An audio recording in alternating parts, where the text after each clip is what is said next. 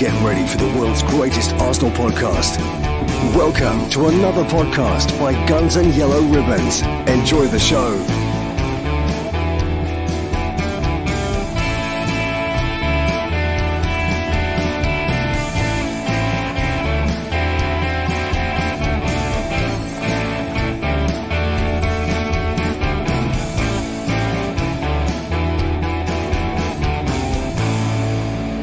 Hello, good evening. Welcome to another episode of Guns and Yellow Ribbons. It's Fergus.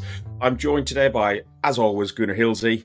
I'm also joined by Dale Boy, Dale, Posh Gunnar, and a guy watch all those bad bitches, isn't it? In Denmark, you're looking at all the bad CUNTs. Yeah, you behave yourself already. Alex, is that a new hairstyle, or are you wearing a baseball cap made out of hair? What do you mean? Turn your head. That's it. Look, go sideways. Fresh fade, mate. It's a bit cool, that. It's a bit cool, that hairdo. I might have mine like that, Alex. I can give you some of mine if you want to. Yeah, you can do with it. Lads, it's been a long 9-10 days, whatever it's been, since we beat Palace 5-0. What was it? It's about 9 days, isn't it? We had FA Cup football over the weekend. What was it like, Trev, watching the FA Cup? I saw on the text that Lyle, but in one of the groups, it was very much FOMO, fear of missing out, and then watching the Liverpool game against Norwich, thinking, well, that should have been us. What did you make of the weekend? What did you make of missing out on it? How did it feel?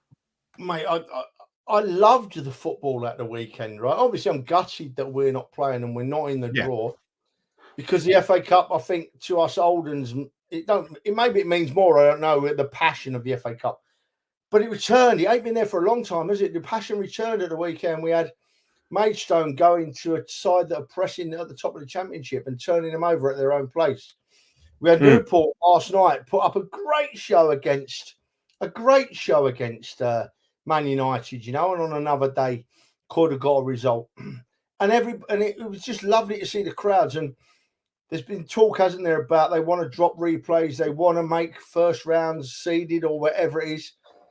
I hate the thought of that. The thought of that scares me, because if you lose the passion of the FA Cup, then you lose the FA Cup. If you lose the fact that tiny teams can come and look for a replay to earn more money, and the fans can make little silver FA Cups. They always do it, don't they?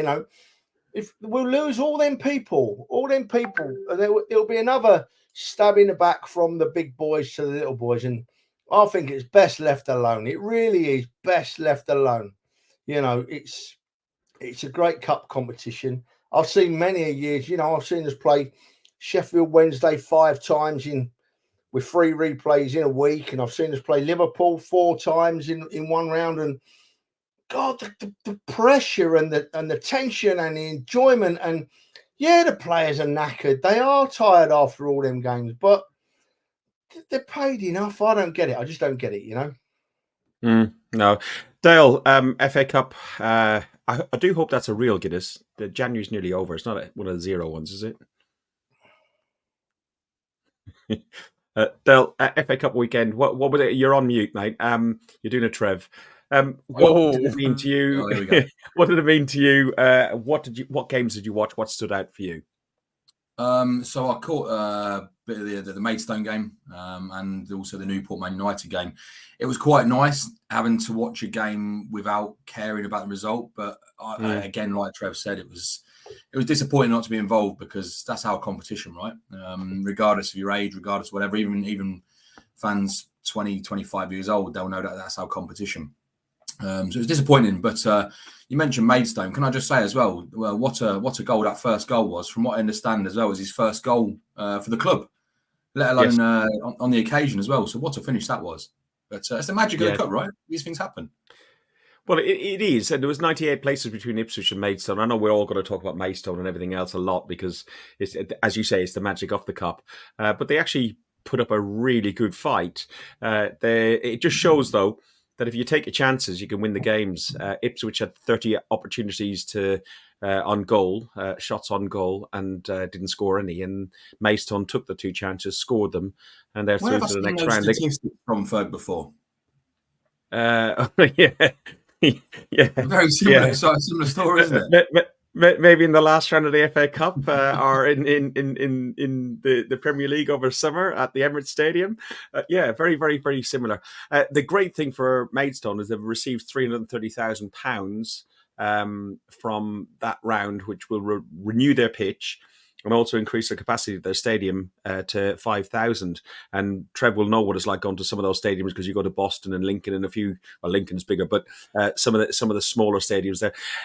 Alex, it's interesting to understand what it's like for you overseas, watching the FA Cup, how it's perceived overseas, and what coverage you get, because it's not covered by Sky, it's covered by terrestrial TV. And I know some of us who would never use illegal streaming services, it gets harder to find some of the games on there. Yeah, well, of course, we actually do get quite good coverage. I watched the Wolves game, which was covered by Danish television. They had commentators in the ground as well. So we're fortunate to get good coverage of the FA Cup, and I feel like it's always been emphasized in Denmark as well how much the FA Cup means. So, I mean, we're quite lucky to get good coverage of it. And I think Trev summed it up. It was just a magical FA Cup round. It had everything. It had the big clashes, and of course, like always, Tottenham going out. It had the smaller teams slaying some of the giants. United almost slipping up. It was just a perfect round. And then, speaking of Denmark, tonight we have the former Danish captain, Jon Dahl Tomasson. He's going up against Wrexham. So that's quite a lot. That takes up quite a lot of space in the media today as well. So it just, like Trev said, I really hope they keep the FA Cup as it is at the moment, because it just has this special magic that other cups and tournaments don't have. It's really interesting seeing some of the different countries that are different channels that are covered in different countries. If you want to stick in the chat, like I know Arnie's in Iceland, and a few of the others are in the States. Just stick in the chat where you're from and how long you've been watching us. It'd just be interesting to get a feel of what we are, where we're reaching, and everything else. Tomorrow night we're in that Illuminous strip, Dale, and we're up against Nottingham Forest. Sorry, there's something stuck in my throat. Last 2 visits there haven't been fantastic. Our last 2 games haven't been great. Trev, we've been there as well. The FA Cup game where we played all white, and then last season, the last away game, we came away with no points. Arsenal. I think Forest are looking to do 4 consecutive home wins over Arsenal in all competitions. What's your expectation of the game, Dale, tomorrow? What are you're hoping for? Forest aren't great currently, not like they were last season. No, I agree. What am I hoping for? All my expectations, because they're expectations, probably. Yeah, I expect it to be a lot harder than what people think it'll be. I think they'll really they'll come at us. I think they'll press us quite high and not allow us to play football, because if they do, they know they're in for a game of football. And if it comes down to football versus football, we win that hands down. I do believe we've got enough in the tank to win it. I think it'll be a lot closer than what people are thinking. And if I had to put my prediction on it, which I'm guessing we'll do shortly, but I'll put mine out there early doors, I think it'll be a tight win. I'd like to say I'll see us keeping a clean sheet, but there's talks of Gabriel being out, potentially Declan Rice as well, failing pending late fitness tests. So I'm going to go 2-1. I'm going to go for a 2-1 win to the Arsenal. Oh, you just moved us on about 20 minutes into our conversation. You've got predictions already. I said I was throwing out there early. I didn't say how early. Trev, your expectations of the game, and Dale's right. I'm not expecting an easy game. It's a noisy venue. It's going to be under the lights. Yeah. We know what it was like up there in the FA Cup, and they had fireworks after they got through, after Eddie couldn't head a goal. And the last time we went there, it was 26,000 deafening. Yeah, firstly, I can't move on from the FA Cup without reiterating what you said, Fergus. And it's really important that it's known that the FA Cup is a lifeline to many small clubs for reaching the first round, quality, blah, blah, whatever it is, they pick up 1,000 or two. And to these small clubs, £1,000 is like 5 million to our big clubs. You know, it really is a lifeline. So I just had to say that, Ferg, because you nailed it, mate. But as for tomorrow, I don't know what to expect, to be honest. We went there in the cup, didn't we? And just didn't turn up. Got comfortably beaten. And then last year we went in the league, and I'm thinking, right, here we go. We'll learn from last year, and we're going to quieten the crowd, and we're going to play to our best. And we did it again. I mean, we lost 1-0, but we didn't look like scoring all game, did we? And the crowd, you mentioned it, folks, the crowd at Forest, they're loud anyway, but once they get their backs up, once they get a sniff that their team are in with a real shout of winning a game, they're the noisiest crowd I know. For a smallest ground, 26,000, 28,000. They're the noisiest crowd I know. And I think that's the most important point tomorrow. We need to put pressure, not necessarily score early, but we need to look like scoring early. You know, we need to worry the crowd, and then the crowd will calm down, because I think the crowd had a massive factor in us not performing last year. I'm sure it affected our players.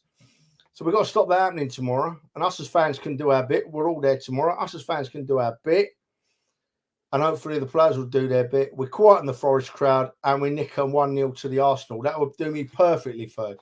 There were a few factors in that game. It was our last away game. By that stage, the league had slipped from us, and I think there was a bit of disappointment among fans and among the players. Plus, I think if Forest got a draw against us, they stayed Premier League, so they were like really up for it. Alex, if we look at Arsenal have gone 3 Premier League away games without a victory. There are only 2 wins in the last 7 on the road, came courtesy of 2 late goals. We've drawn 2 and lost 3. And those late away goals are against Luton and against Brentford. But on the opposite side, you've got Forest, and their most common league result this season is a 3-2 defeat, which has happened 5 times. So they are leaky. And another stat, just stat dump on stuff. We are the most successful team on the road for keeping clean sheets. Where do you see the game going? Yeah, I mean, looking at stats, I can see you've written down another stat to bring that in, which is the set pieces, which I think is going to be key in this game. We're the best team from set pieces this season, and they're one of the worst. They've scored 2 goals this season from set pieces, and we've scored 13. And just looking at their last match against Brentford, 2 of their goals came on the back of set pieces. One was the free kick from Tony, then they conceded a corner, and then the last one was a cross into the box. So I really think that's an area where we can continue the momentum we built from the Palace game and take that into the Forest game and hopefully use that to seal the victory against a Forest team. Like you said, they're gonna be loud. They've got loud fans, so it can be a really tricky game. But I think one of the keys to unlocking their defense is the set pieces. It's a really good point, actually. And we did get 2 very good goals with Gabby. Hopefully he's fit from the set pieces. And the Odegaard socks thing, and which is all outed on Match of the Day the other day. It's been found out. Trevor, this could be start 2024 with 2 winning all our January fixtures. Like, it's been a quiet January, like our league fixtures. Bukayo Saka has also been quiet. There's some players who Dale talked about who could be missing in Rice and Gabriel. What do we do with Bukayo Saka? Because he's scored just once and provided no assists in the last 7 Arsenal appearances in all competitions. We've all mentioned and commented it before that the kid looks tired. Teams haven't figured him out but they definitely have tactics to negate a lot of his threat, and they do the same with Martinelli. what can we do with this against this Forest team with Saka in particular? Fergus sort of nailed it there, really, when you talk about the teams have worked him out and double manning him, you know. And I think that it's down to Arsenal. We don't drop Saka, right? We don't drop possibly the second or third best player in the world, right, on his day. You don't drop a player of that caliber because they're not playing very well. Because even though they're not playing very well, they're still contributing, in my view, right? He's drew a goal. He did look tired. But what you got to remember is, I'm just looking at my calendar here, it'll be the 30th of January tomorrow, and we played 2 games in January, right? We played Liverpool in the cup, and we played Palace at home, right? So none of our players should be tired. As a matter of fact, I'm a bit worried it might be the other way, and that maybe they've had too much rest and they're losing their game sharpness, you know. But we don't drop Saka. We have a great young coach in Mikel Arteta, and I would think that Mikel Arteta looks at that and thinks, right, if teams are going to double man Bukayo Saka, we've got to have a plan to work against that, because it gives us extra players on other areas of the field. You know, much like young Alex just said, and we mentioned it on the last podcast, Gabriel scoring them first 2 goals against Palace, and we're only winning 2-0 at half-time, and the forward still hasn't scored. I'm a bit worried. I'm thinking, yeah, we're winning 2-0, but I want my forwards to score the goals. But then when you think about it, has Arteta worked out his plan B with the skill we used to score those 2 set pieces? Because there were set moves, obviously come off the training ground, and is that our plan B? If we're not scoring an open play, have we now got the moves that are going to help us score goals from set pieces? It appears so, looking at Alex's stats, doesn't it? But going back to Saka, we don't drop the player. We don't drop the best player we've got, possibly the best player in the country, or right up there. We learn with him, and we play with him, and we work with him, and we make him play better. And as I say, there's no excuse for being tired now. This is only their 3rd game in 30 days. So they should be well rested, shouldn't they? Surely, mate. They should be. And I was talking to a friend today, a friend of the show, Mem, today. And, you know, we have got a reasonably light run of fixtures right through even into February. Okay, I know the Champions League comes back in February. We've got an extra game, but it is just 1 game a week at the minute. So there should be no reason we should allow people to get back into fully fitness. Partey, Dale, it's unlikely he's going to feature tomorrow. I don't think somebody asked would he be on the bench. I don't think he will be on the bench because Arteta has said he's not fit for the game. But he is back at he's back into full training. I suppose do you see him playing for Arsenal again this season? And do you see a future for Partey or Bit Partey? Wow. Well, that's 2 questions. The first question is, will he feature again this season? Yeah, 100%. I think he's got an important part to play this season. And I think if he's in the squad on Sunday, I don't know. You've got a question to ask, especially if there is fitness concerns around Rice, which we'll find out tomorrow, right? But as far as does he have a future at Arsenal, I think only he can answer that question.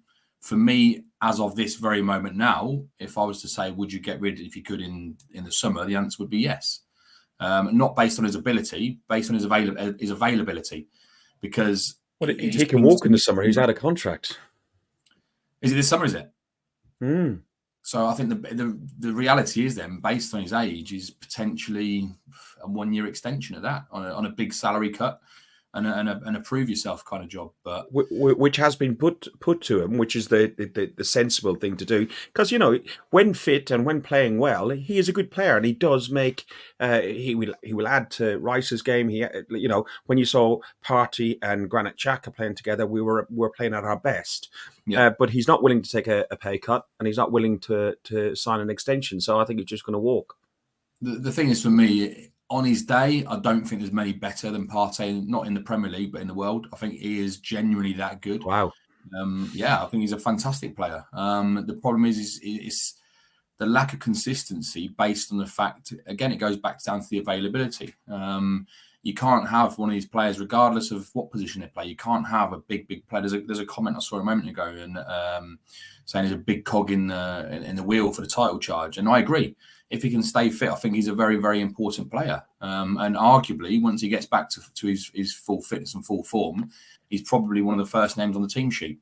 I think we've all wanted to see for quite a while a Partey, Rice, and Odegaard midfield, but we yet to see that on a number of occasions because of, again, it comes down to the availability of Thomas Partey. So, do I see him playing a part this season? Yes, massively. Has he got a future? That all depends on the next kind of 3, 4, 5 months. Yeah, I think his contract actually is the following. He's into his final year at the end of this season. There was a stat there about the assists for Saka as well. I think he was said to assist Gabby's second goal against Palace, but because Gabby's second goal is disputed whether it was an own goal off Henderson, and they've given him third. They've given it to Gabby now. So Saka's gotten the assist now. Okay. It's just the stats I lifted off BBC, so you would like to think that they're normally quite right. Do you know what, Ferg? Alex? Go Sorry, on. I don't want you to move on from Partey, mate. Because I wasn't. I think this is the twat. I think this is the most. I think this is the most important part of the back end of our season. Now, I honestly didn't think Partey would play a game for us a few weeks ago. I thought we'd seen him and he was done. But he's an exceptional player on his day, Thomas Partey. And even if he only stays fit for 4 or 6 weeks, which he normally does, he needs to play every game in that 4 or 6 weeks. His time and his reading of space is second to none in our team at the moment. I include Declan Rice in that because I think not only does Thomas Partey isn't really important to our promotion charge because Thomas Partey is playing. That's a big part of it. But Thomas Partey playing his position allows Declan Rice to move forward more, and they chop and they change. And I like Declan Rice a bit further up the field. I do. I really do, especially when he's playing alongside Odegaard. So I'm desperate to see Thomas Partey back in an Arsenal shirt. Desperate. Because this title race is not over. Far from it. We are right in it, Fergus. As you boys know, And the Thomas Partey gives us a much better chance. Sorry, Ferg. I'll stop waffling. No, it's fine. There was a couple of things I will go off Partey for a short bit, but I want to come back to him because I want to ask you guys a question on Partey. But Alex, Nottingham Forest, as we said, they're yes, he can, unfortunately, and he has.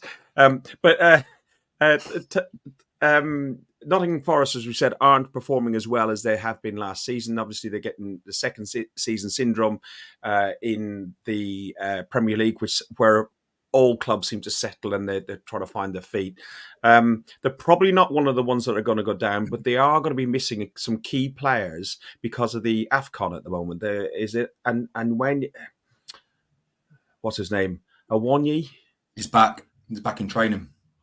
Is he back? But he probably won't feature. Will he feature?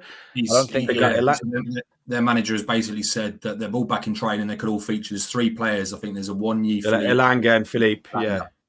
They're the 3 which are all in contention to be back tomorrow. Now, Awonyi will be a massive boost to them. That's the sort of player to get the crowd going. So going back to what you said earlier, we really do need to silence them early doors. Alex, you've done that without even moving your lips. You're really getting good at this English language stuff. That was a good. You could have that, Dale. Thanks, mate. No, where else do you see the threats coming from Forest then? Well, I think in the absence of Awonyi, I think Chris Wood has been an exceptional player for them. He's got some of the same attributes as him. He's strong, big. He hasn't really got the same pace, but we've seen Forest on their day. They can produce massive results. They beat Newcastle away from home, something many teams struggle with. They beat Man United. I know United aren't the best team this season, but still to go to Old Trafford and beat them shows that they can play when they sort of hit their form. So, and I think on their wings, Elanga, I don't know if he's going to play tomorrow. I think Dale just said he's going to be in contention. So he's a tricky player. Hudson-Odoi as well. he can be a tricky player as well. Gibbs White is a good player. I think offensively, they're better than they are defensively. So I think if we can shut them down defensively, I've no doubt that we're going to win the game because I think we're going to score tomorrow. But yeah, offensively, that's where we've got to be careful because they've got some tricky players on the wings, especially, and we know teams like to target our left side with Zinchenko. So Hudson-Odoi against Zinchenko is probably going to be a key matchup tomorrow.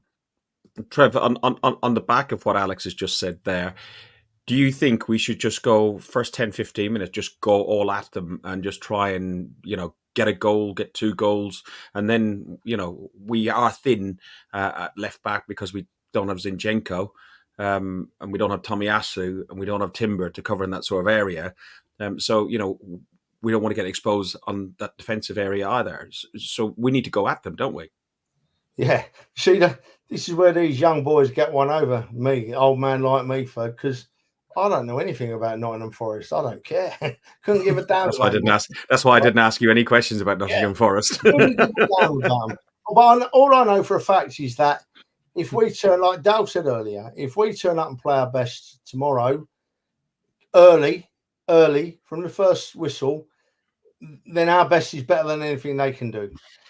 If we turn up and play like we did over the Christmas period just gone, or if we play like our last couple of visits to Forest, we're more than likely going to get turned over, We're more than likely going to get turned over. So let's hope Crystal Palace result and the long break between the games has fired us up. It's got us a bit fitter and lose a bit of tiredness.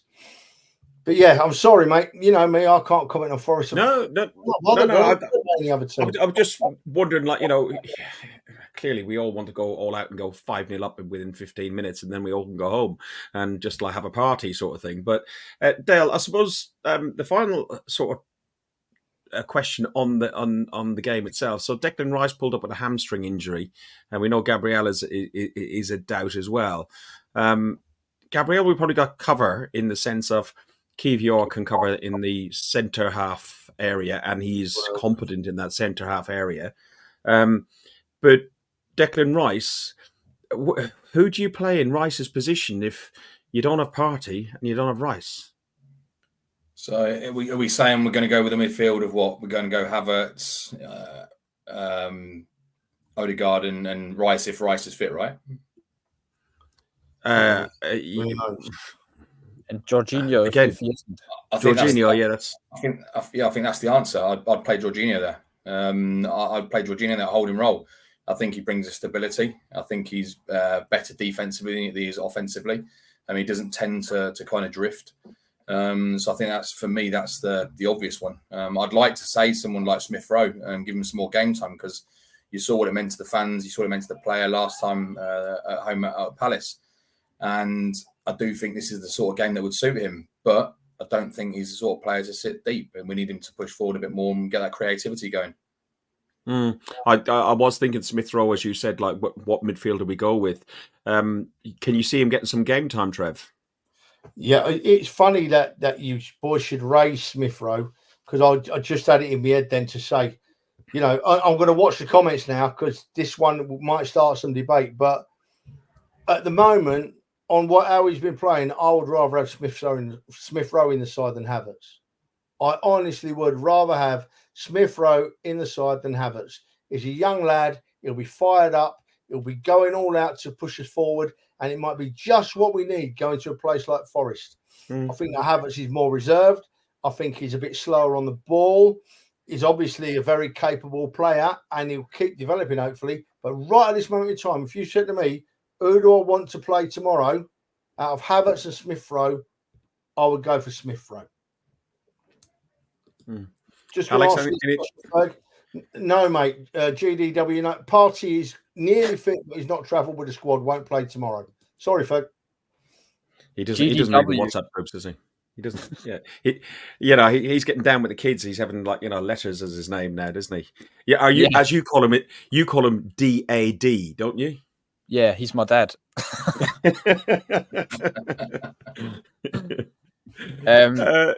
I'm not sure if I agree with Trev. I mean, I would like to see Smith Rowe feature, but I'm not sure if he's quite ready. He's only played 5, 10, 15 minutes.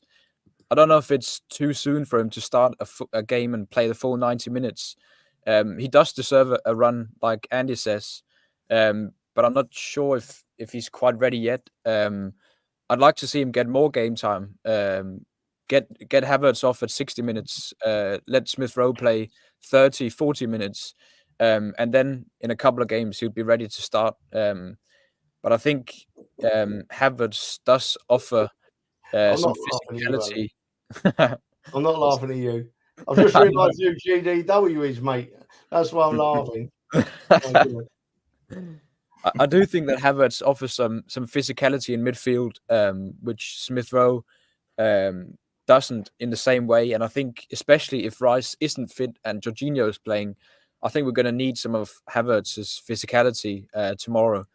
As we do know, Forest, they do like to play with a lot of physicality. So, I mean, yeah, I'd like to see Smith Rowe given a run, but I'm just not sure if tomorrow is the right game to start with. I personally think it's probably the right game to start him in rather than the Liverpool game, because and by giving him some time against Forest and some good time against Forest, and I talked about 15 minutes or 10 minutes at the very end of the game, giving him like a half, at least half of the game or something like that, that you can see where his fitness is and where his abilities are. And then you can use them as really an offensive option when we're looking at Liverpool next week. Another option that we can look at as well is we've got Martinelli. Martinelli came off the bench and at 21 minutes and scored 2 goals against Palace. He replaced Trossard. Dale, starting Trossard or starting Martinelli? I think you've got an argument for both. I'll be honest. It's a potato to potato. Do you know what I mean? It's to be honest, I think they're both warranted to start with their performances recently. I think Trossard did very well at home against Palace. Martinelli come on and scored 2 goals, 2 fantastic goals of that. But as we spoke about last week, I would question against a Palace team, that are probably given up by them. So I personally would, I don't know, my heart says Martinelli, but I think I'd start Trossard.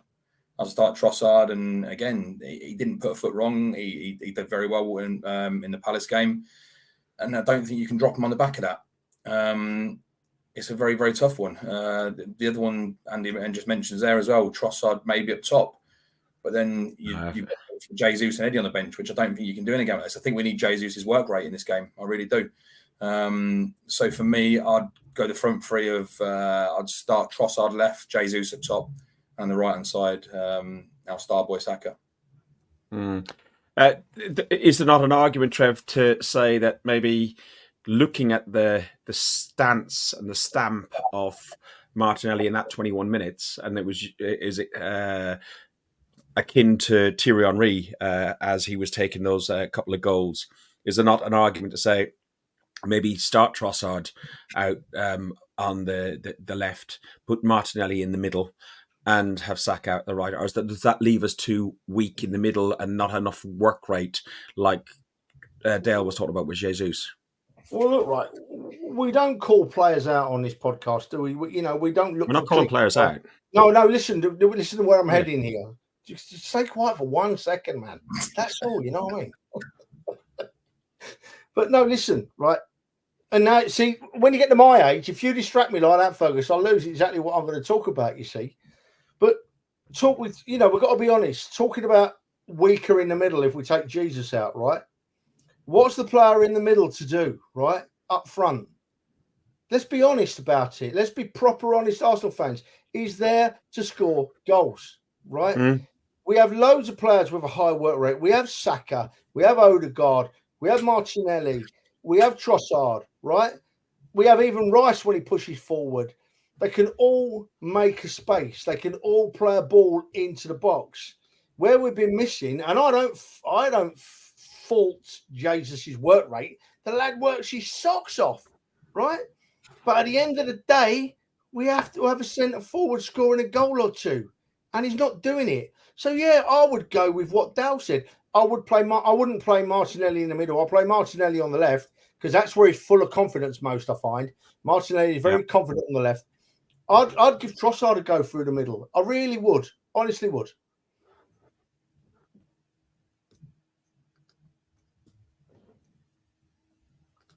What's happening now? Why has everyone stopped talking? You know what I've done? I've opened up another window in the background, and it's got the YouTube running on the background, so I could hear you talking twice. So I thought you were still talking, so I wasn't interrupting you. So I really apologise there. Alex, one final thing: Nuno Santos has got more goals per game with this Forest side, which emphasises your thing about the threat going forward, than he did when he was at Wolves and when he was against when he was managing Spurs as well. He was getting 2.4, 2.5 goals per game for those, and he's getting 4.3, 17 goals in his 4 games. Is it Chris Wood that then is he the main man that we're going to have to look out for? I think you've said this already. I guess he is. He's been their main man, like I said, in the absence of Awundi, and they do like to get through over the wings and cross it into him, and he is like the vocal point. But they've got some tidy midfielders as well. They've signed so many players. One of them is one that we were linked with previously, Danilo, Danilo, Brazilian midfielder. I think he came from Palmeiras in Brazil. But he's a good box-to-box midfielder, and he likes to get forward as well. So I guess we'll have to look out for their runs from midfield as well. But I mean that is impressive if it's true that they've averaged 4 goals a game with Nuno Santos. 4.3 games, 4.3 goals per game. Yeah. What? Since he's gone there? Yeah, 17 goals in 4 games. That's ridiculous. Yeah. But like you said, that their most the result that's they've had the most is 3-2. So they've conceded quite a few goals as well. So I mean, we might get a lot of goals tomorrow. So, Dale, you gave your prediction. What was your prediction again? I'm going to go for a 2-1 Arsenal win. I don't think it'll be an easy game. I really don't. Okay. Trev, what are you going for? You're on mute. Alex, what are you going for? Oh, come on, Trev. I was just pretending. I'll take a 1-0 to the Arsenal all day long. I will go. I think we're going to score 3 like every other team's done against them. And I think we're going to concede 1 goal. So 3-1. Okay. I'm going for 1-0. I'd just take 1-0. Listen, I've gone there really, really confident in the FA Cup, really, really confident in the league. I still am confident going up there tomorrow evening, but it's a tough ground to go to, and I think they're going to be well up for it, and they're going to be buoyed with the previous results. Good to see some new names in the chat. Remember, if you are in the chat and you haven't subscribed to us, go onto our YouTube channel, click on the like, click on the subscribe. I was on Sophie's Highbury squad on Wednesday. We picked up 4 or 5 more subscribers, so we're up to 971, 972. So can I just say on that, if there's anybody from the Peterborough Gooners in here, I've been really trying to get some people in the chat and get interaction. So if there is anyone from the Peterborough Gooners in here, please just pop a message in the chat and let us know. It'd be good to see some of you on here. Yeah, it would be. Listen, it's good. It's good to have interaction. I'm a member of the Peterborough Gooner, even though I don't live there, but I drive through it enough. So, it's quite good. Some of the other topics that I want to talk about was the transfer window.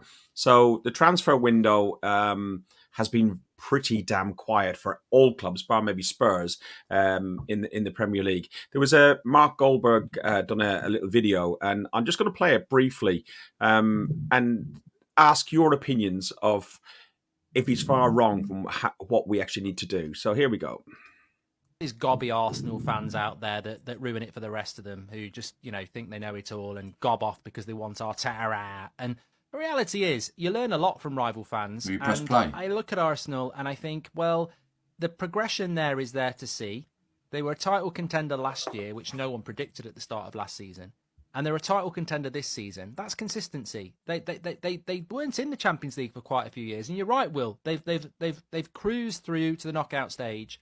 They are still in a title race, and I think what they're looking at, and sometimes a player in a team can symbolise a team. The same as Mo Salah, if he drops off, Liverpool might drop off. And I think the fact that Saka just looks unrecognisable in a bad way over the last 3 or 4 weeks is an indication of the problems that Arsenal face. They're just a little bit tired and one-dimensional. But as a work in progress, there's 4 players I'd add to that first team straight away, as I've said before. 2 fullbacks, midfielder and a striker.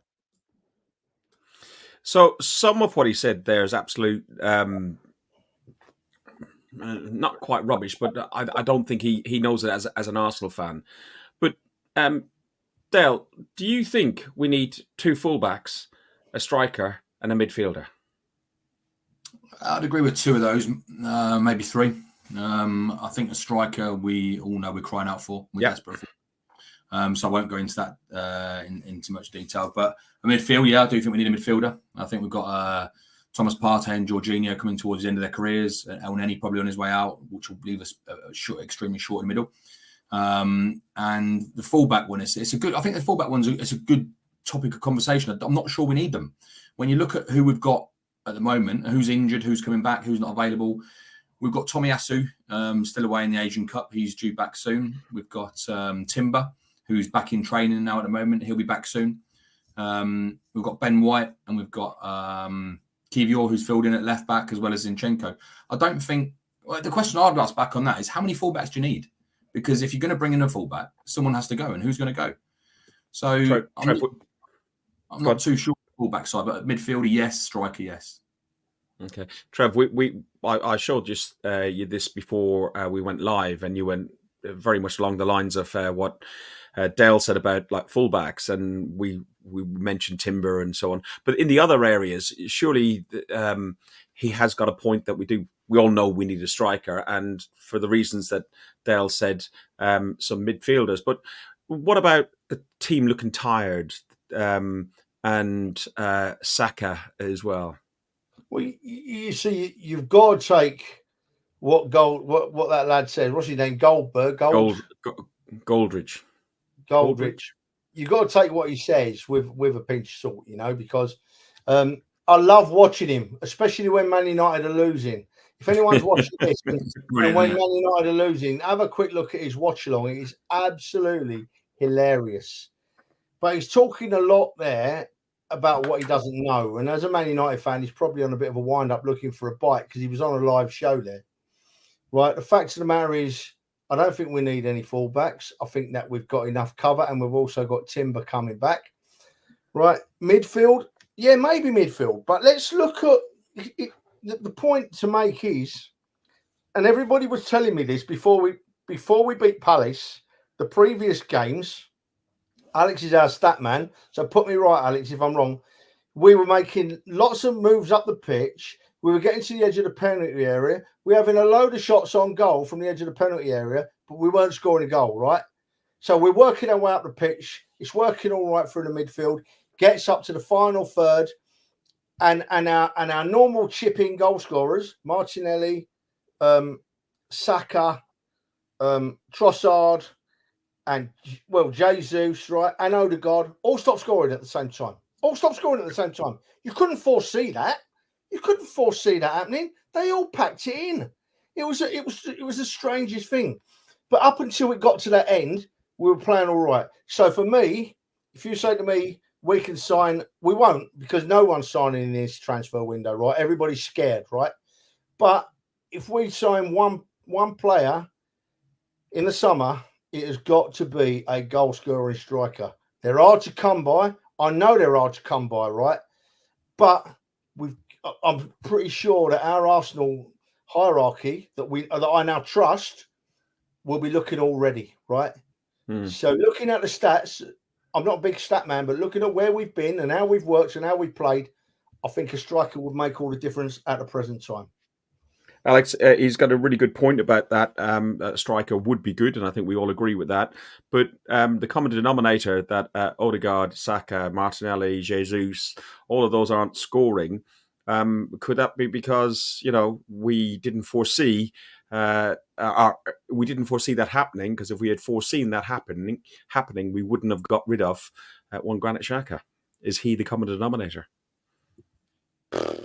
I'm not sure you can put it all on Xhaka leaving. I think, or is it Kai Havertz then? it's difficult because it's not like you can put it all down to one thing: Xhaka leaving, Havertz coming in. But it is a bit of a freak incident that all of them suddenly stopped scoring. Odegaard 15 goals last season, Martinelli 15 goals last season, Saka I think 8 or 9. 16. Yeah. 12, in the Premier League. Sorry? I thought it was 12. No, carry on, Alex. Sorry. Yeah, it might have been 12. Jesus probably would have gotten 15 as well if he weren't injured for half of the season. So it is a bit of a freak incident that they've all suddenly stopped scoring. And like Trev said, we've done well producing the chances, like we saw against West Ham. We've done well controlling the games. We have just lacked that cutting edge. And it seems like it's something mentally within the players. They've lost a bit of confidence, and I don't know where it's come from. But it does seem like they've lost a bit of a yeah. But hopefully the Palace game can help us turn it around, and hopefully we can keep building on it tomorrow against Forest, because I do believe that was that was a huge result. Yeah, I agree. Putting on Havertz would be a bit of a scapegoating, because I think actually he's done all right. And apart from the last couple of games, I reckon he's had a good half season. It's not easy coming into an Arsenal team and fulfilling Xhaka's boots, because he did very well last season. And I think if he continues to build on his form, and if he starts all the games, he might get to 10 goals this season in the Premier League, which I'd consider a very successful first season for him. But yeah, we just got to keep on building and keep on putting our players in these situations where they can score, because I'm sure they'll start taking their chances if we continue doing so. And Trev, is it like? No, I think. Hang on, it's gone. 1 second. What are you looking for now? No, it just moved. I had it all lined up, and you moved everything. Jesus Christ, man! Is it all down to FFP? Is it finally what Wenger has been saying for years and years and years before he left? And he tried to manage the club and manage it financially to be in lines with FFP, which has been around for 10, 15 years. And it finally seems to, had an impact on the Premier League at least. Ferg, what else can it be, mate? Normally the January transfer window is a busy period, The Premier League teams, they don't sign many players, but they'll always sign one or two, just strengthen the squad. And apart from Tottenham, none of them have done it. So I can't see what else it could be. I have every faith in our manager, because our manager told us all as fans, he won't buy anyone that doesn't improve as a side. He'd rather buy no one, right? So we don't know if that's the case with the Arsenal, but no one's buying, apart from Tottenham. And what you got to remember is, in fairness to Tottenham, right, I hate doing this, you have to cover your outgoings by your ingoings, don't you? Well, they've got a stadium that's making a lot of money, a lot of money. And when it comes to FFP, I don't understand it in the ins and outs of it, but I would imagine that if they've got that massive income, then it's going to help them, and they've been the only spenders. So I don't think it can be anything else, Ferg, apart from FFP, mate. And to be honest, I'm not that upset about it. I want to see a leveling of the playing field. I don't want to see standout clubs buying their ways to the Premier League titles, right? But FFP doesn't resolve that, though, Trev, because FFP is down to turnover and everything else. So if you're more successful in European competitions, if you get further up the league, you get more prize money. If you get a bigger stadium, you get more revenue. So there's all that to look at that you have to think about. So it's not going to help the Burnleys. It's not going to help the Forests with the smaller capacity grounds, etc. Yeah. Well, yeah. Maybe there's so many. I'm a bit loath to talk about it at length, Ferg, because if I'm honest, I don't understand it. And it's not difficult to confuse me. We all know that. But I don't understand it, you know. So what will be will be. It just seems strange that nobody's bought anything, you know. Nobody's bought anyone, you know. James is they do have a massive debt. Just Stephen Gooner on Twitter said about Spurs have a massive debt, but I understand that they actually will have that stadium paid off in next to no time, 7 or 8 years, because of the F1 stuff they've got on, the American football, some of the other events that they get on there. The Premier League football is like such a small part of their revenue stream. It's been some clever business done there, and they've learned from other teams. So, Ferg, right? I mentioned this once a long time ago, and I got called out about it, really. Yeah, but it's an interesting point. Firstly, that Devon Gunner made there, right? Spurs have a massive debt because of the stadium too, but they're still spending. When we had our massive debt because of our stadium, we didn't spend, did we? You know, we sold our good players. But for me, if FFP ain't going to level the playing field up, and it's all about money, which it is it time for a spending cap, a salary cap? Each team can spend 20 million a year in wages. I don't know. That's just a number off the top of my head. And let's see how that levels the playing field up a bit. I think there's a really valid point in having something like a salary cap or something like that. But my only fear is that we probably end up turning into like an American sport like American football, and you have or basketball where you've got like 2 or 3 superstars and you've got a draft, and it keeps on getting more and more watered down into more like an American sport. And nothing against Americans and the sport, but just like it's less the game that, okay, it's nothing like the game that started in 1886 with Arsenal at Dial Square and Plumstead and so on, but it's, you know, I just don't want to get it watered down any further. What are you clapping your hands for? I'm impressed with your history knowledge, Fergus. I've done a podcast and a whole sub. He's been trained well. we done 10 hours of it on the history season 2 nearly 3 years ago, and wow, what a learning curve! What a learning curve, guys. Some other stuff in the news that we're talking about.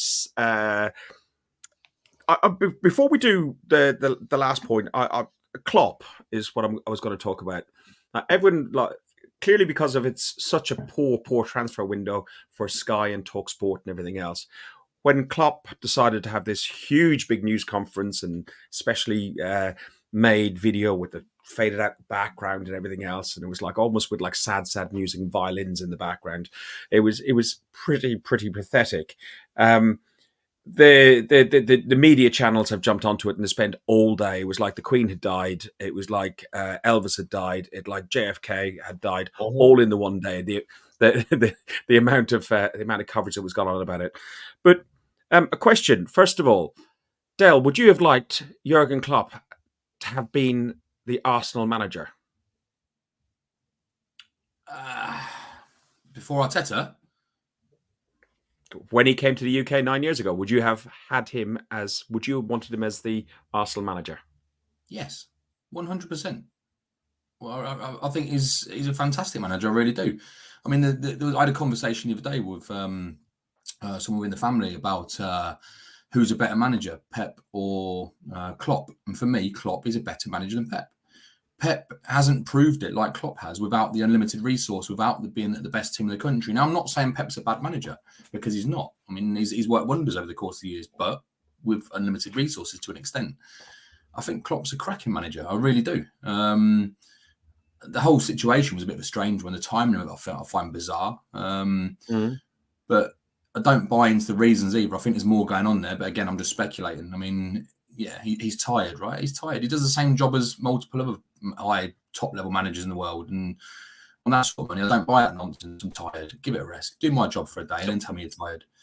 But so all of his backroom staff are also tired, and so is the director of football tired.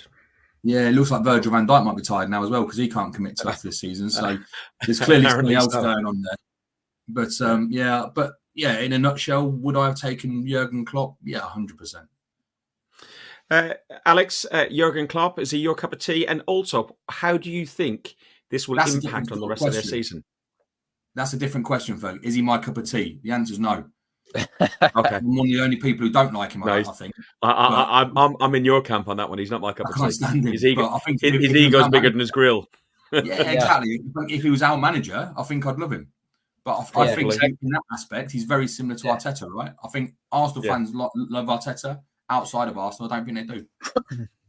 I think what he's done with Liverpool is exactly what we're hoping Arteta's going to do with our Arsenal. Because when he took over Liverpool in 2015, Liverpool were a sleeping giant, and he's averaged 82 points a season after he's taken over in 2015, which is incredible. And he's won all the trophies that we're aiming to win with Arteta as well. So, I mean, he might be the greatest manager in their history. He's up there with Paisley and Shankly, Trev. Yes, he is. Definitely. You don't touch Definitely. it. He's gone toe-to-toe with Guardiola the last 8-9 years. He's won the Champions League. He's won the Premier League. He's won the FA Cup. He's won everything. So why shouldn't he be considered as one of their top managers? I think hopefully I'm just going to go and vomit. Yeah, but I mean, I think we just got to acknowledge the job he's done with Liverpool. Because I mean, it is exactly what we're hoping Arteta's going to do. In the next couple of years, we're hoping he's going to win the Champions League for us and the Premier League as well. But I mean, you said it was like Elvis died, and it probably was like that to all Liverpool fans.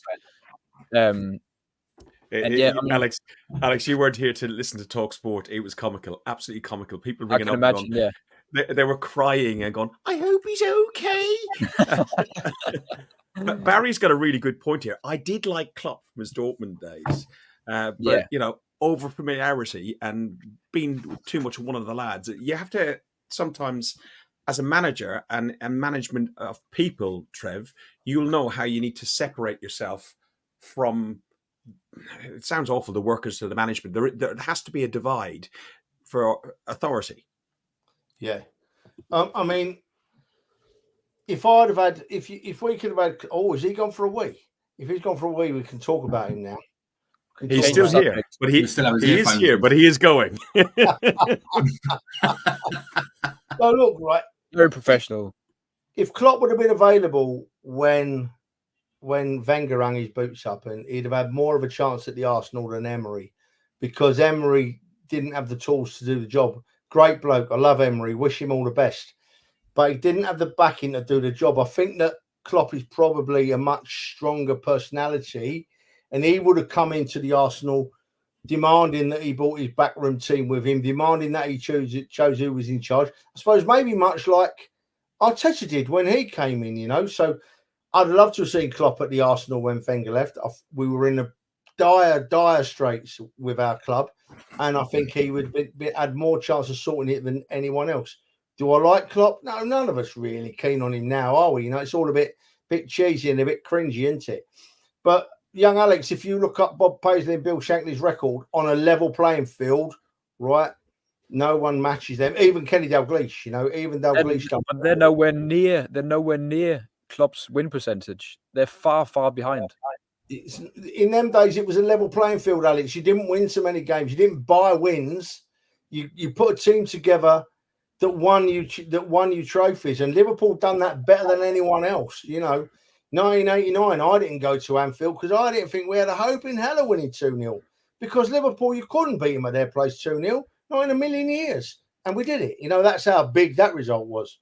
But maybe we'll have to agree to differ, young lad. You know what I mean? Maybe it's just a different era, eh? Maybe it's me going back to my era and you coming in your era.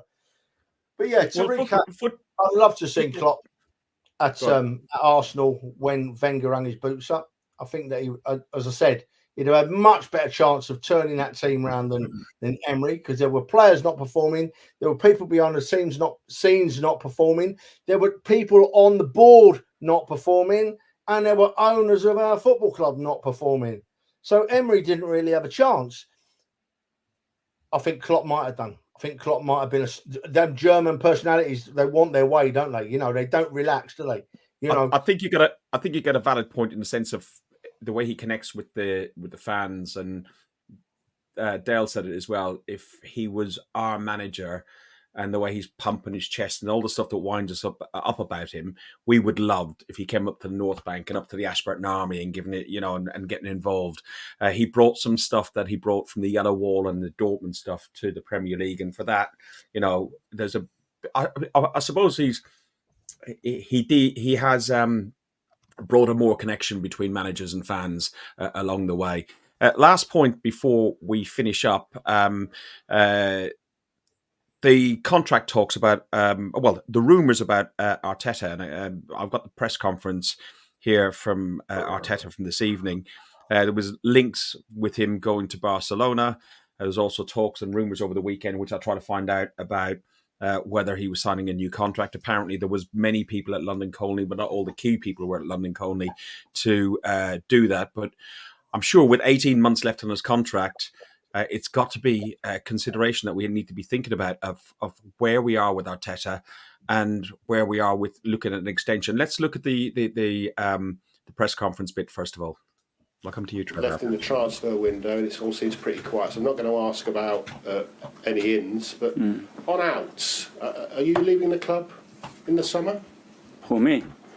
No, that's totally fake news. What you read yesterday is, I don't know where it's coming from, and it's totally untrue. I'm really upset about it.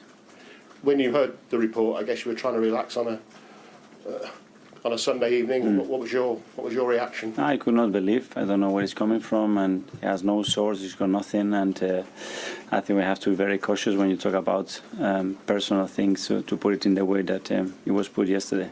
You've got unfinished business here, quite clearly. I'm in the right place. I'm with the right people. I feel really good about it. And as I said many times, I'm immersed in a beautiful journey with this football club, with these players, the staff, our people, and there is still a lot to do. I guess people wrongly, somebody over there was adding 2 and 2 together and making 7. The fact that Xavi's leaving in the summer, your association with Barcelona, is that a compliment to you in a way? But that's something that we cannot control. This is part of football. But that's something very different to someone putting in a statement about something that I'm doing. That's very, very different. And the other one is just part of football and this industry. That's it. Obviously, your contract does run out in 18 months' time or so. I know everyone's very relaxed. The board's with you, you're with the board. There's no rush to talk about a new contract. But is that something that might put these rumours to bed? I don't know. I think I've got a extraordinary relationship with the board, with Edu, with team, with ownership, and things come in a natural way. And we always done it that way, and it worked out really well. And when the time is right, we would have those discussions and I think about the best way to do it. I do hope that YouTube don't or Facebook don't rip that down on me. But really interesting, Alex. The comments that were made there, I thought it was very well approached as a question. It was quite well structured. You do this through college and in the future, hopefully this is what you'll be doing for a living. How did you feel the reporter approached the question? Because he was quite sensitive about that somebody was talking about him behind his back. Yeah, I think first of all it was put very well, the question, and then secondly, I think Arteta answered it very well. I'm glad that he didn't just sort of laugh it off or brush it under the carpet, because he could have done easily just, there's just rumours. But I think we all felt him in that press conference, and we felt his anger towards the rumours that were put online yesterday. And I really felt his passion for the club through that interview. And you can really tell he's got unfinished business with Arsenal, and the passion he's got for the club sort of burned through that interview, I thought. So I'm glad that he went in depth with the situation and didn't just brush it under the carpet like he could have done easily. Dale, would you see, as James put up in the comments there, would you see many people phoning up TalkSport if the announcement was, yes, I'm going to leave and go to Barcelona? Listen, let's quantify this. I think there's certain sort of people that ring up TalkSport and so on. So when Wenger, on the final day of Wenger, and he said, I'm one of you, I'm a fan. I tell you what, even now, to this day, I got cold on the back of my neck and I had a lump in my throat and a tear in my eye. But I ain't ringing up no national radio station crying and worrying about his concern. But it's just quite funny to see how many people would be that upset if he did leave. Just make sure it's not my show when I'm working. I'm on TalkSport Drive next week with. Yeah, you'd love it, wouldn't you?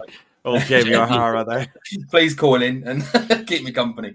But no, it's a very good point. I do think Arteta divides the fan base. Here he is. Arteta divides the fan base more than Klopp does. I think Liverpool. I think I'd say 99% of Liverpool fans. This is me guessing.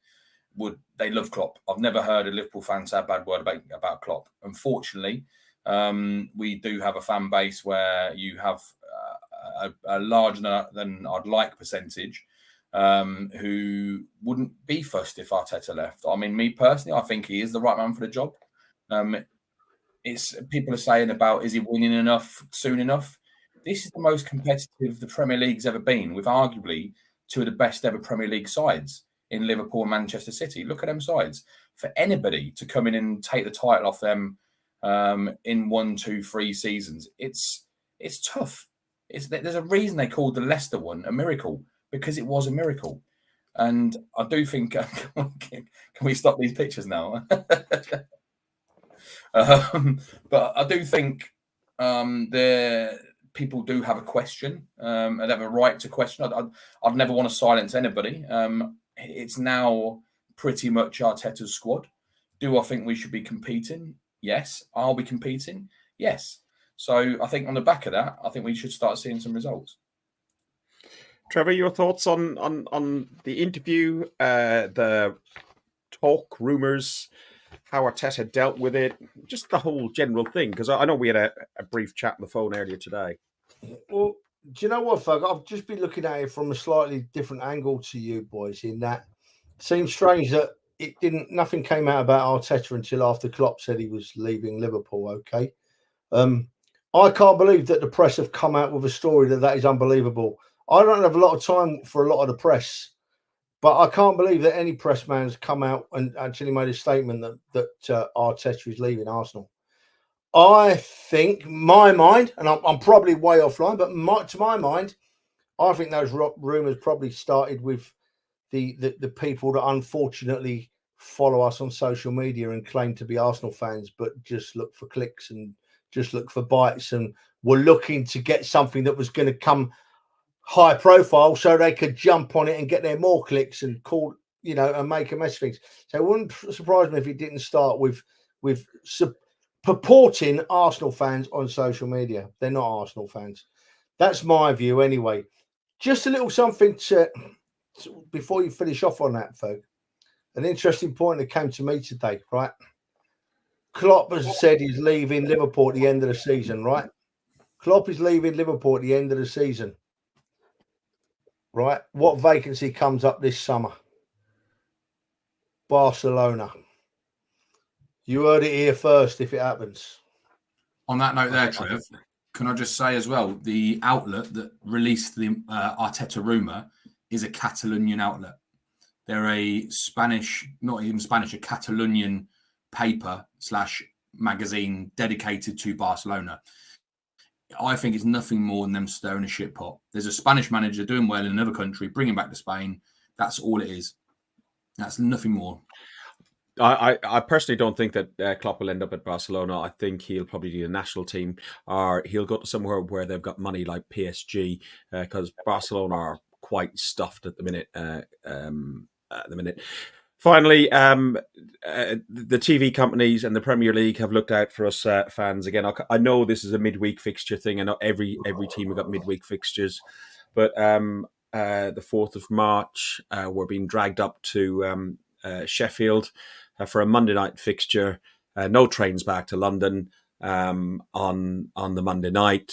So thank you very much, Premier League. Thank you very much, Sky Sports.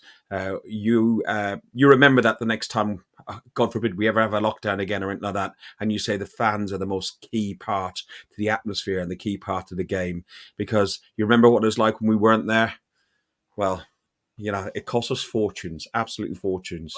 Listen, these television companies, right? I don't have to name them.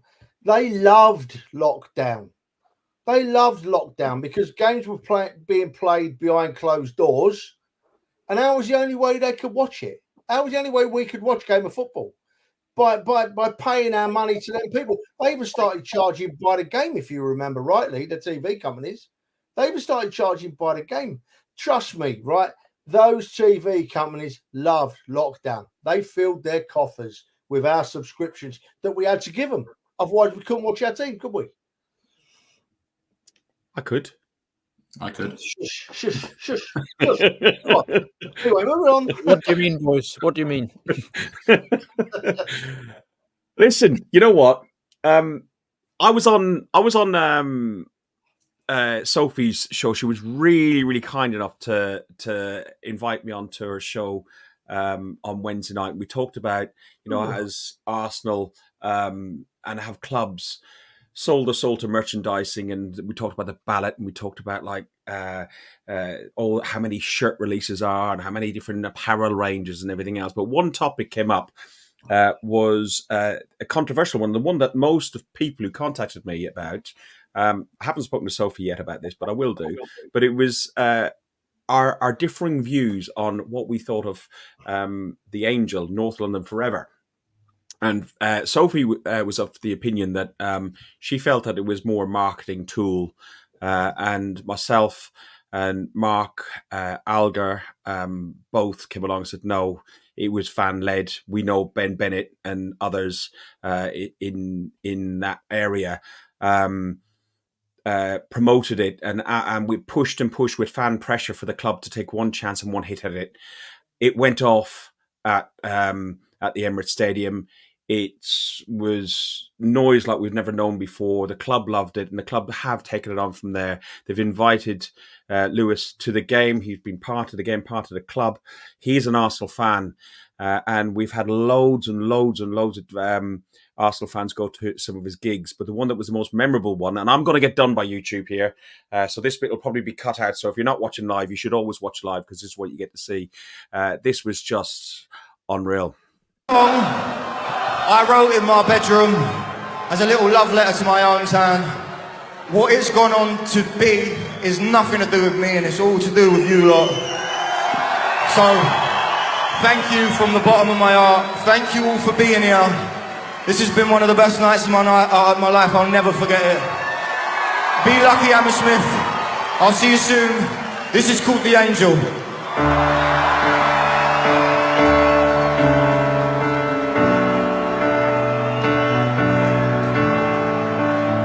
This is for Stuart McFarlane.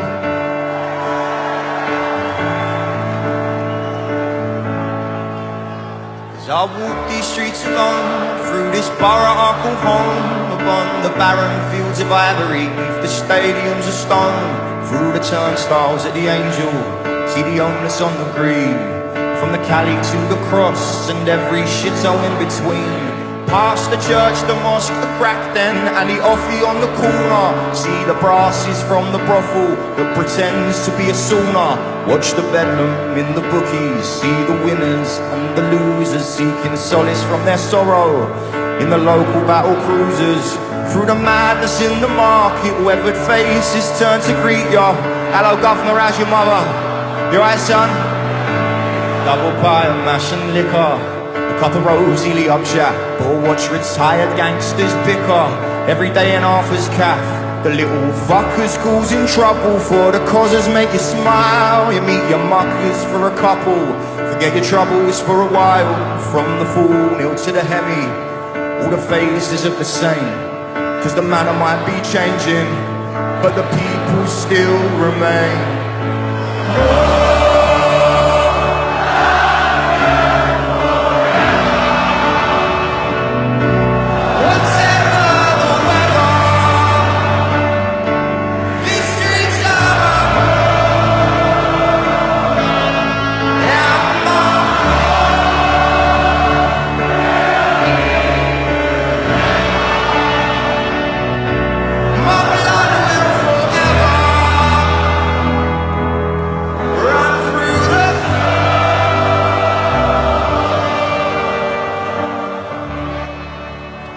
Trevor, you were there that night.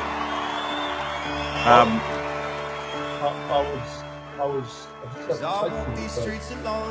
guessed me, right? I was very fortunate to be in that crowd of 5,000 people in the Hammersmith Apollo that night, and he could have sold it out twice over, right? There was 5,000 people in there, but he could have got 10,000 in there, right? And you know, there's one thing he said before he started the song. It's all to do with you lot, right? It's all to do with the fans, right? He didn't push it. Arsenal didn't push it. It's all to do with the fans. Now, Sophie, God bless her, she don't get to games. She's had a lot else going on at the moment, right? And she weren't quite on the mark with what she said about the song. But you know, we can't be all on the mark all of the time. So I've nothing to do with Sophie for that, you know. But we can all relate to it. I can relate to it. Anyone, I was born and brought up in North London. We can all relate to this song, right? And you don't have to be from North London. You can be from any city, any town.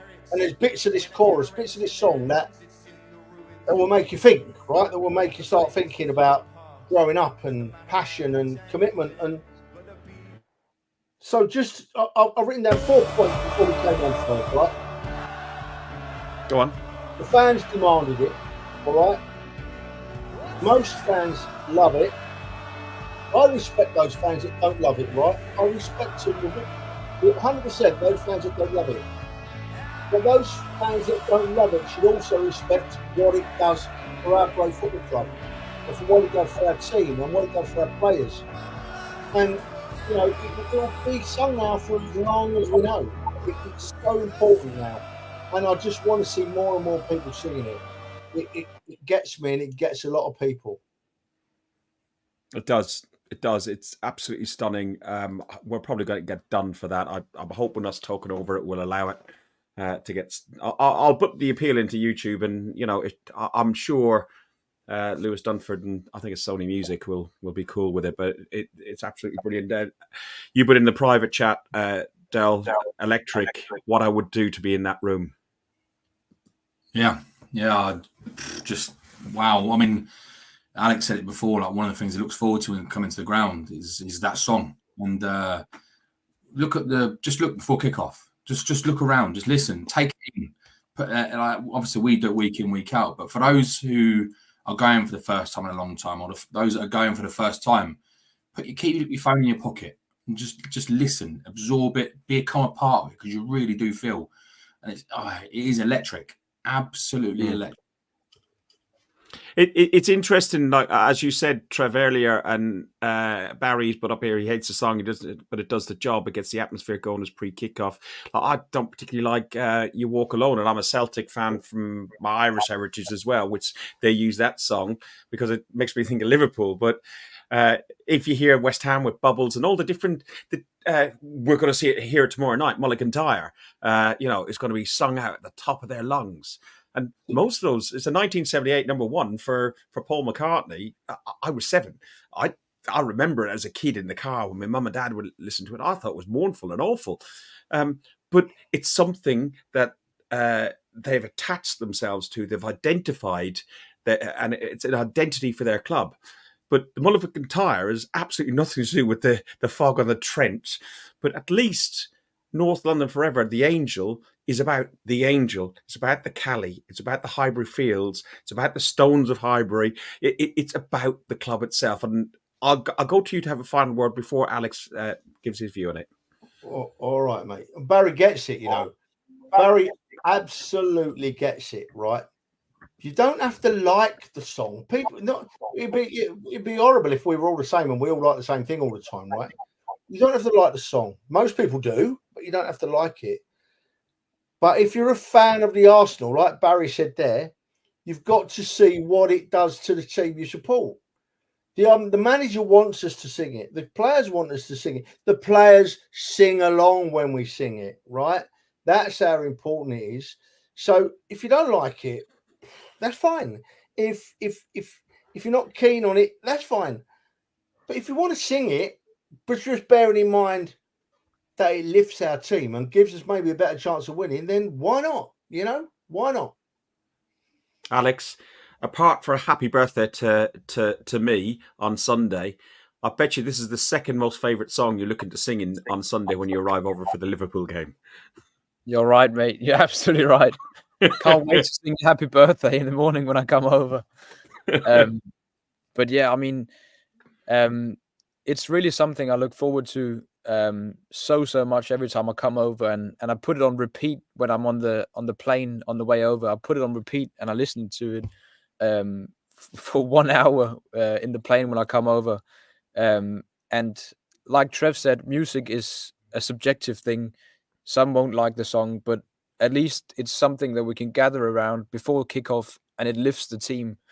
So I think we can just all encourage people to sing along and embrace the song.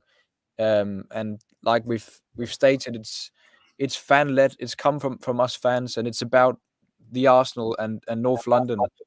So hopefully more and more people will just embrace the song, because for me it's here to stay. I can't see how it will disappear suddenly. I think it's gonna stay here for a long time, forever, hopefully. Because I just love the song, and I can't wait for Sunday when I'm gonna be over and hopefully seeing a lot of you people in the chat and singing the song in the ground. Okay. Guys, you know what I said, we've only got a preview to do. We're just going to talk about the game. I think it's going to be a short one. We should be done in about 45 minutes. I'll allow an hour because I know we always overshoot because we start talking. An hour and 20. We've done it again, and it's absolutely flown. Dale, really enjoyed having you on tonight. I know you stood in for the Ginger Whinger. It's been great having you on, especially after a busy day on Talk Sport, and Sky Sports. I'm so glad you spare us your time. Alex, I will see you on Sunday. I'll pick you up as usual. Limousine, red carpet, the whole thing, and then it's getting on the beers. Trevor, you're not making it down for various reasons, just because he doesn't want to buy a pint for a birthday boy. That's the real reason, isn't it? Easy, Tiger. Easy, Tiger. I was just about to be nice and say happy birthday, mate. I'm sorry I'm not there, but...